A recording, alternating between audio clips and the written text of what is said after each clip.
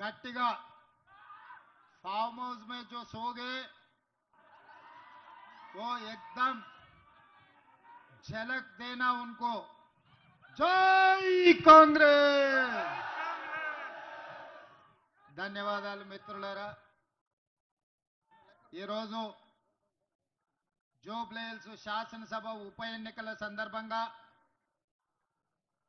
Shaikpet division లో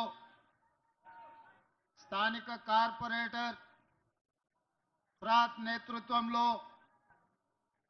కార్వాన్ శాసనసభ్యులు కౌసర్బాయి నాయకత్వంలో మా సహచర మంత్రివర్గ సభ్యులు మా పిసిసి అధ్యక్షులు ఈనాటి ఎన్నికలలో కాంగ్రెస్ పార్టీ అభ్యర్థి నవీన్ యాదవ్ను గెలిపించడానికి వేలాదిగా తరలి వచ్చినందుకు షేక్పేట్ శక్తిని చూపించినందుకు మీకు అందరికీ మనస్ఫూర్తిగా ధన్యవాదాలు కృతజ్ఞతలు తెలియజేస్తున్న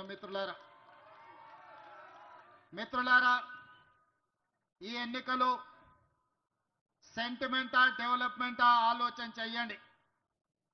ఒకవేళ సెంటిమెంటునే మనము ఆమోదించాలంటే ఆనాడు 2007లో పి జనార్దన్ రెడ్డి గారు గుండెపోటుతో మరణించినప్పుడు అన్ని రాజకీయ పార్టీలు ఎంఐఎంతో సహా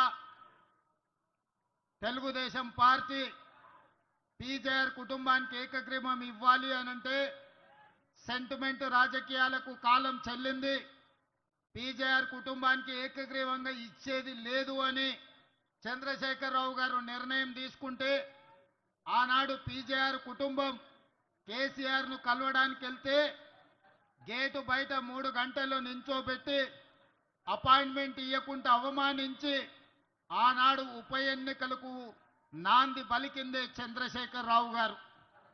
మరి 2007లో గొప్ప నాయకుడు పేదోళ్ళ గుండె ధైర్యం పీజేఆర్ చచ్చిపోతేనే ఆనాడు ఏకగ్రీవానికి అవకాశం ఇవ్వని చంద్రశేఖరరావు ఈరోజు ఆయన కుమారుడు కేటీఆర్ ఏ రకంగా బీఆర్ఎస్ ఎమ్మెల్యే అభ్యర్థిని సెంటిమెంటుతో ఓటేయమని అడుగుతున్నాడని నేను ఈరోజు అడగదలుచుకున్న మీ ద్వారా।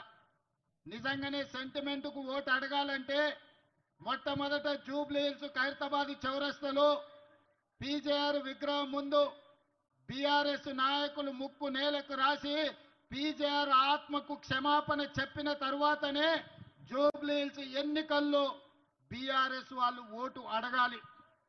ఇవాళ షేక్పేట కావచ్చు, రహమత్ నగర్ కావచ్చు, బోడబండ కావచ్చు, యూసుఫ్గూడ కావచ్చు, వెంగళరావు నగర్ కావచ్చు, సోమాజిగూడ కావచ్చు, ఇవాళ బీఆర్ఎస్ నాయకులు బెంజ్ కార్లు వదిలేసి ఇవాళ ఆటోలలో తిరుగుతున్నారు। మీ గల్లీలలో సమస్యల గురించి మాట్లాడుతున్నారు, మీ గల్లీలలో చేరుకపోయిన చెత్త గురించి మాట్లాడుతున్నారు, మీ తాగునీటి సమస్య గురించి మాట్లాడుతున్నారు, మీ ఇండ్ల మీద నుంచి వెళ్తున్న కరెంటు వైర్ల గురించి మాట్లాడుతున్నారు।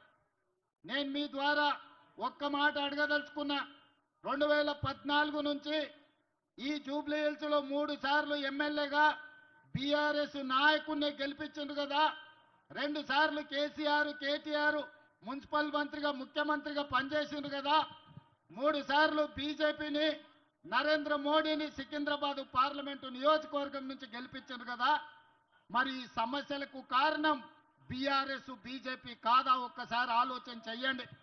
మాకు అవకాశమే రాలే, మమ్మల్ని ఎవరు వచ్చి ఈ పని కావాలి అని అడగలే, అయినా జూబ్లీహిల్స్ శాసనసభ నియోజకవర్గంలో మిత్రుడు వివేక్ వెంకటస్వామి గారు 3 నెలల్లో 400 కోట్ల రూపాయల నిధులు కేటాయించి ఈ రోజు అండర్ గ్రౌండ్ డ్రైనేజ్ కావచ్చు, సీసీ రోడ్లు కావచ్చు, కరెంటు వైర్ల తొలగింపు కావచ్చు, ఈ రోజు పనులు జరుగుతున్నాయి।